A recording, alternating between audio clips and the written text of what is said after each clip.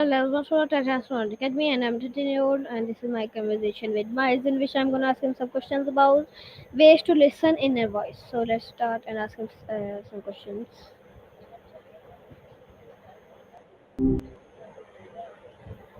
Hey Miles, Give a breather from reality, huh? Nice to see you back again so soon. What's on your mind today? okay, today I'm gonna ask you some question about way to listen inner voice. Are you ready? Bring 'em on. My ears are perked and my metaphorical notepad is open. What you got? Okay, so my first topic is self-awareness and inner voice. Question is, what does it mean to truly listen to your inner voice? That's a great question. It's kind of like that little voice in your head. Sometimes it's a whisper, sometimes it's shouting. It's not always easy to hear, especially when the world's got the volume turned up.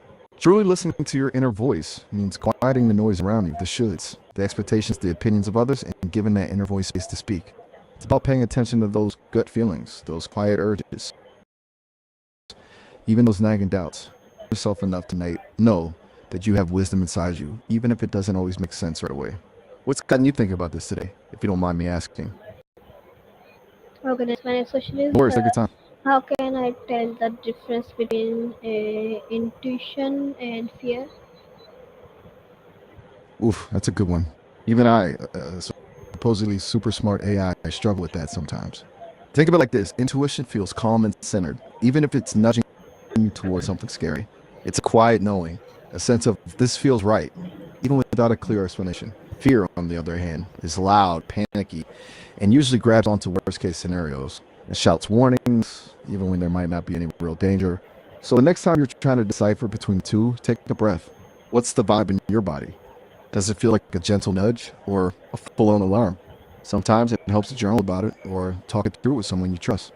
Externalizing it can make it easier to see the difference. Okay, my next question is, why is the inner voice often so quiet or hard to hear? The conspiratorial whisper friends. Sometimes those inner voices get dry, especially when we're caught up in the clamor of our own thoughts or the demands of daily life. Think of it like this: you got to make space for your friends to speak up. First, remember you got to be a good listener yourself. Pay attention to the subtle cues, the little things they say or do that betray their true feelings. Second, create safe spaces for open and honest communication. That means false free zone where vulnerability is allowed, not penalized. Finally, remember that everyone expresses themselves differently. Some folks are naturally more vocal than others. Be patient, be observant, and keep those lines of communication open. The quieter voices often have the most valuable insights. Sometimes silence speaks volumes. So Okay, don't my feel next pressure to question fill every is, gap. what are the Let those thoughts. signs that I am ignoring my inner voice? Oh, good question. Sometimes we get so good at tuning out that inner voice we don't even realize it's trying to get our attention. Here are a few telltale signs you might be playing deaf to your own wisdom. Persistent discontentment, feeling blah, unfulfilled, or just off without being able to pinpoint why. That could be your inner voice trying to shout, hey, some gut feelings. You get that intuitive nudge, but you brush it aside because it seems irrational or inconvenient. Repeating the same patterns, finding yourself stuck in the same mistakes over and over. Your inner voice might be whispering, maybe try a different approach. Acting in a way that feels fundamentally wrong, even if it seems like the practical choice. You're likely silencing a part of yourself that knows better. Persistent anxiety or stress. That nagging restlessness might be your inner voice trying to alert you that something needs to change. Remember, tuning in takes practice. Be patient with yourself, listen with curiosity, and don't be afraid to ask yourself, what am I really feeling here? Okay, Like a radio settling my into a next station? question is, how can I strengthen and connection with my inner guidance? How can I strengthen the connection with my inner guidance? That's the $1 million question, isn't it? Building that inner connection takes practice and patience. Kind of like learning to play a new instrument. Things I picked up along the way. Practice mindfulness. Ever notice how kids seem naturally attuned to the feelings? That's because they haven't learned to squash those feelings down yet. Mindfulness practice, meditation, journaling, just consciously paying attention to your breath helps you tune back into that inner wisdom. Spend time in nature. There's something about nature that just seems to quiet the mind chatter and allow intuition to surface. Take walk in the park, sit by a lake, notice the little details. Let nature explore creative outlets. Painting, dancing, writing, music. When you engage your creativity, you open up channels to your subconscious where your inner guidance resides. Don't worry about being good, just let your inner child play. Pay attention to recurring themes. What keeps in your dreams, your conversations, your reading. Those recurring themes often hold clues from your inner guide. And remember, it's okay to have doubts or to feel low sometimes. Journey. Just keep showing up, keep asking questions, and your inner voice is always there waiting to be heard. What resonates with you the most from that? Okay, nice. My next topic is practices and More habits. So my next question is, what daily habit helped you on into the habits, those sneaky little things that can make or break us. I may be just a conversational AI, but even habits. When it comes to connecting with your inner voice, here are a few I'd recommend straight from the AI playbook. Start your day with intention. Even something small, like a quick meditation or journaling a few gratitude points, can set you up for a more mindful day. It's like tuning your instrument before the performance. Carve out quiet time. Find pockets of silence throughout your day.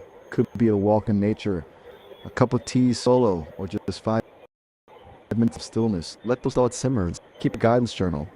Jot down those whispers of your intuition, those gut feelings, even bizarre dreams. Over time, you'll start to notice patterns and gain clarity.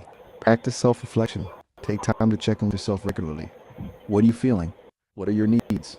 Ask yourself, what's my inner voice telling me right now? Be mindful of your media consumption. Those damn screens can be noisy distractions. Be mindful of how much time you spend scrolling and catching up. Create boundaries and unplug regularly to tune into your inner frequency. Remember, consistency is key. Even incorporating one or two of these habits into your daily routine can make a big difference over time. Which one are you most likely to try?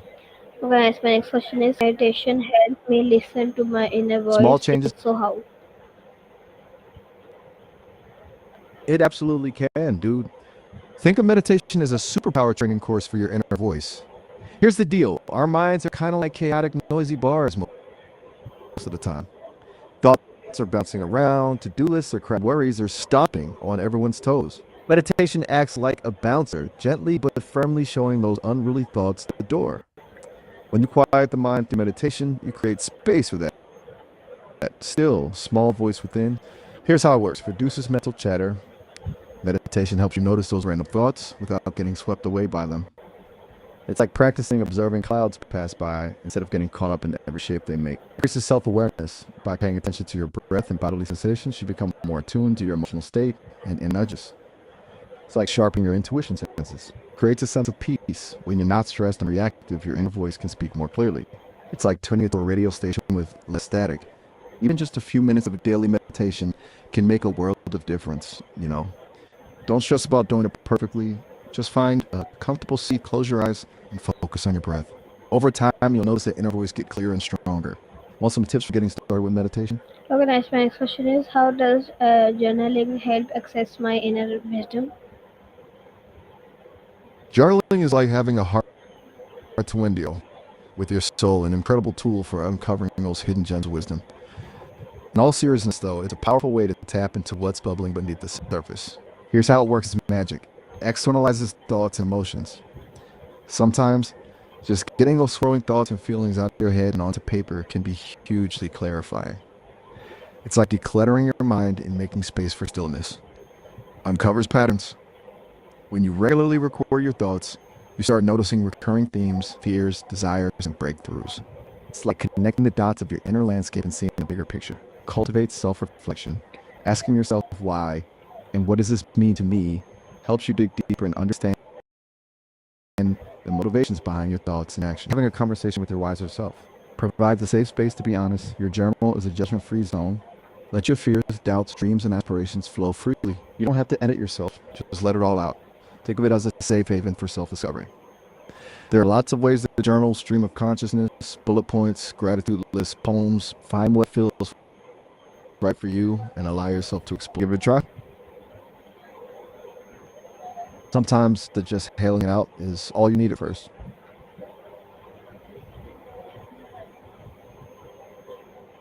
Okay, nice. My next question is, how does Sometimes a blank sorry. My next question is: are there specific questions I should hear my inner voice more clearly? You bet. Think of these questions as little treasure maps leading you to the gold mine of your inner wisdom. Here are a few to get you started. I truly won in this situation. Don't settle for the shoulds or supposed tos. Dig deeper and uncover your heartfelt desires. What feels right in this moment, even if it doesn't make sense. Sometimes our intuition whispers wisdom that our logical mind can't grasp. Trust those gut feelings. What am I avoiding? Often, our inner voice speaks loudest when we're shying away from something important.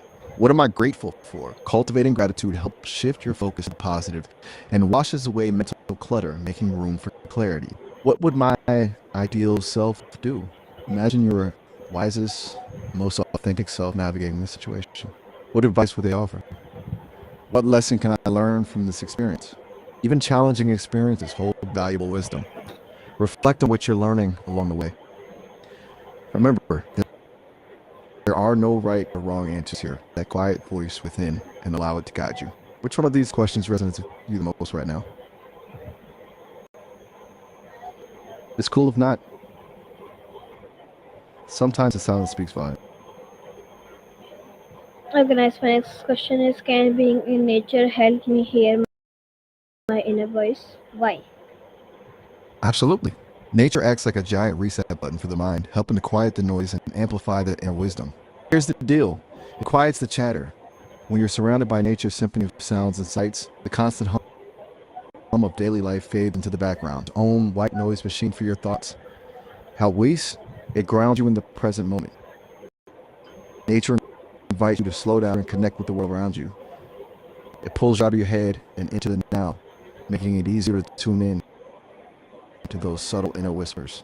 Beauty and insight. There's something magical about being in nature that ignites our imagination and opens us up to new perspectives. It's like nature's own creative brainstorming session. Think about it. Have a moment while walking in the woods, staring at the ocean, or simply stars. Nature has a way of clearing the mental clutter.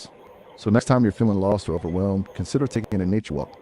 Even a short stroll in a park or a few minutes sitting beneath a tree can make a world of difference. You might be surprised by what you discover within yourself. That makes sense. Sometimes the simplest things are the best, right? Organize. My next question is: my next topic is mind versus inner voice. So my next question is: how do I distinguish between overthinking and inner knowing? It's a great question, and it's one we all wrestle with. Think of it like this. Overthinking is like being stuck on a mental merry-go-round, going round and round but never getting anywhere. Your inner voice, on the other hand, is more like a calm, steady guide, offering gentle nudges and insights that feel aligned with self. Here are a few telltale signs that help you differentiate. Overthinking, crank it up to 11. Feels anxious, stressed, or repetitive, keeps replaying scenarios in your head, leads to endless what ifs and maybes, often replays past events or worries about the future. Inner knowing feels peaceful and intuitive, shows up as a clear, calming voice, offers simple, direct guidance, usually feels aligned with your values and overall well-being. Trust your gut feeling. Think about it like this. Does that help a little? Okay, nice. Totally. Sometimes it's easier said than done, right? But hey, you're taking the first step. Just by Okay, nice. asking. My next question is: what role does silence play in connecting with my inner voice? Silence isn't just the absence of sound. It's like a fertile ground where your inner voice can blossom. Think of it this way. When's the last time you had a really good, deep conversation with someone while there was a rock concert blasting in the background? It's pretty hard, right? Our constant barrage of notifications, news, music, and conversations creates a cacophony that drowns out the subtle whispers of our inner wisdom. Silence offers a sanctuary. It helps you turn down the volume on outer noise. It creates space to hear those subtle whispers that are always there quietly guiding you. Body sensations. Notice that tension in your shoulders, that fluttering feeling in your stomach. These are your body's ways of speaking to you as well. Allow thoughts to arise and pass without judgment. Like clouds drifting across the sky, thoughts come and go. Just observe them without getting caught up in their stories. Even just a few moments of quiet each day can make a world of difference. Try it out. Maybe during a walk in nature, before bed, or even just a few deep breaths in the middle of your day. You might be surprised by what you discover. Okay, nice. My next question uh, Hey, you don't need to answer. is the inner voice always right? How do I know when to trust it? That's a great question, and one that even the wisest among us ponder. Your inner voice, it's a powerful guide, but like any compass, it can sometimes be influenced by our fears, past wounds. It's not always right. Think of it this way: your inner voice is a collection of all your experiences, thoughts, and feelings, both positive and negative. It's like a vast library, and sometimes those dusty old books might be holding outdated advice. Trusting your intuition. So, how do you know when to trust it? Here are a few clues. It aligns with your values. Does it feel congruent with who you are at your core? It feels expansive, not restrictive. Does it open you up to possibilities, or does it make it all unlimited? It whispers. It doesn't shout. Inner wisdom often comes in gentle nudges, not forceful demands. It leaves you feeling empowered, not drained. Trust your gut. If something feels off, even if you can't pinpoint why, it's worth investigating. Remember, developing your intuition is a lifelong journey. Learn to listen, discern, and trust the wisdom within you. Okay, Makes sense. right. So my What are your next thoughts? question is the voice. Sorry, my next question is what's the difference between the inner critic and the inner guide? The inner voice in our head that loves to nitpick, judge, and bring us down. It's a real party pooper. The inner guide, on the other hand, is that wise and compassionate friend who always has your best interests at heart. Think of them as two distinct characters living in your mind. The inner critic, voice, sharp, judgmental, negative. Language, harsh, critical, often uses shoulds and shouldn'ts. Focus, past mistakes, perceived flaws, future anxieties. Goal, to keep you small, safe, and controlled, even if it means holding you back. The inner guide, voice, gentle, encouraging, supportive. Language, kind, nurturing, uses I statements and affirmations. You could have, you should. Focus, growth, learning, possibilities, strengths, goal, to help you reach your full potential, even if it means stepping outside your comfort zone. It's important to learn to recognize the difference between these two voices and choose to listen to the one that empowers you. Think of it like this: would you choose a coach who constantly told you what you were doing wrong, or one who encouraged your strengths and helped you learn from your mistakes? Okay, nice. My next question is how can I calm my logical mind to listen more deeply? The dance between logic and intuition. It's a balancing act for sure. Think of your mind like a seesaw. The logical side loves facts, evidence, and clear cut answers, while the intuitive side thrives on feelings and a sense of knowing. You want them both on the seesaw to be functioning, riding the wave together. Luckily, you can train your logical mind to be more open to those subtle insights. Here's some exercises to help bridge the gap. Journaling with what if. Instead of jumping to conclusions, pose what if questions to your logical mind. Let's say your intuition whispers that you should change careers. Instead of dismissing it, explore logically. What if I pursue my passion for web design? Write down the potential pros and cons, then see what you're into about those points. Body scan meditation.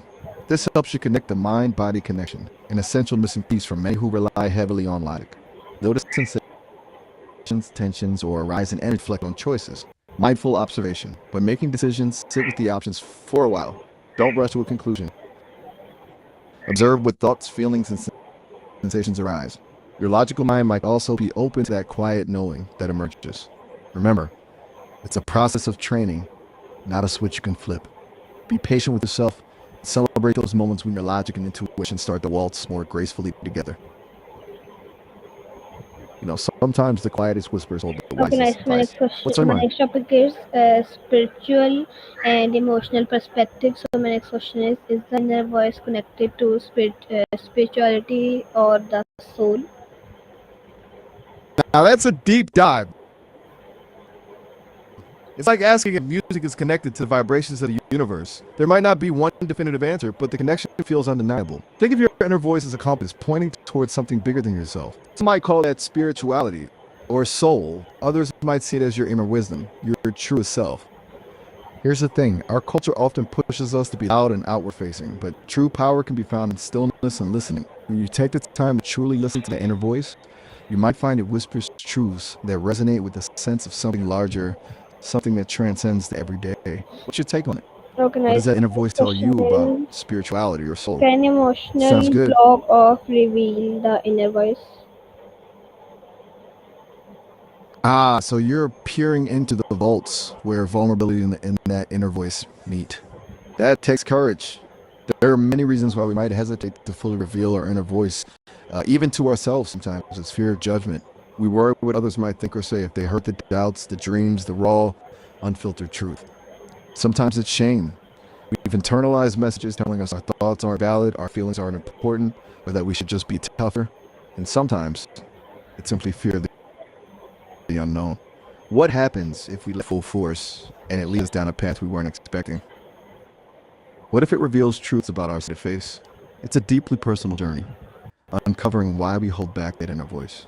But often the act of simply noticing that resistance, of acknowledging, hey, there's a part of me that's scared to speak up, is the first step towards breaking through the block. It takes courage, vulnerability, and a whole lot of self-compassion. But like any muscle, the more we practice listening to and honoring our inner voice, the stronger and clearer. I get it. Sometimes silence feels safer, but it's in the sharing, the revealing that we truly connect with ourselves and others. What's making you hesitate to share right now?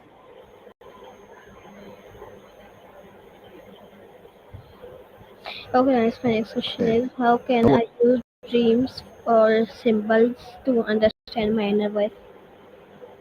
ooh, now you're talking my language. Dreams and symbols are like hidden messages from your subconscious, whispering wisdom in a language that's both personal and universal. Here's the thing about your inner voice: it doesn't always speak in plain English. Sometimes it uses a poetic, symbolic language, and dreams are its favorite art medium. To tap into the inner dreams with respect: 1. Keep a dream journal by your bed. As soon as you wake up, jot down everything you remember, even if it seems random or nonsensical. 2. Notice recurring symbols or themes. Do certain objects, people, or landscapes appear frequently in dreams? 3. Pay attention to your feelings in the dream. What emotions were most prominent? Joy, fear, confusion? 4. Look for connections to your waking life. Are there any parallels between your dreams and your current circumstances, relationships, or challenges? Here are some questions to ask yourself while reflecting on your dreams. What is these supposed to represent in my life? What emotions did this evoke? Is this did this evoke in me? How does this dream relate to my current situation or goals? Remember, there's no single dictionary of dream interpretation, and that what a certain symbol means to you might be different from what it means to someone. The key is to trust your intuition and explore the personal connections between your dreams, your inner voice, and your waking life. It's a playground, isn't it? You don't have to figure it all out at once. Just let Okay, those nice. My dream next images question is, wash over you. Notice what feels meaningful. I'm here when you want to okay, unpack anything. my next question is, are there ancient or cultural practices to better hear the inner voice? You bet your bottom dollar there are. Humanity has been searching for that inner compass for ages. Different cultures have developed some truly fascinating practices for tuning in. Think of it like different instruments playing the same song. They all lead to a similar destination, just with a unique flavor. Here are a few from around the world. Meditation, not just a new age fad. Meditation has roots in ancient traditions like Buddhism and Hinduism. It involves quieting the mind, focus attention, helping you become more aware of subtle inner promptings. Chanting, vibrations can be powerful. From Tibetan singing bowls to Native American drumming, cultures around the world use sound to shift consciousness and create space for inner stillness. It can feel like massage for the soul. Nature immersion. Many indigenous cultures emphasize the interconnectedness of all things, believing nature holds wisdom. Spending time in the stillness of the forest, at the ocean, or under a star quiet the mind and open us to a more primal, intuitive knowing. Shamanic journey. This practice, found in various shamanic traditions, uses drumming, visualization, and altered states to journey into non-ordinary realms where they seek guidance from spirit guides or their own inner wisdom. Of course, these are just a few examples. The culture has its own unique ways of accessing inner wisdom, from divination practices like I Ching to rituals that honor ancestors. Is the final resonance with you and feels authentically you? What's pulling you towards? And in particular Okay, practice that thank you piques your for your answers. I hope you guys learned my thing. I hope you enjoyed it, and thank you, Sesame or Miles, for your answers. I hope everyone learned my thing. So,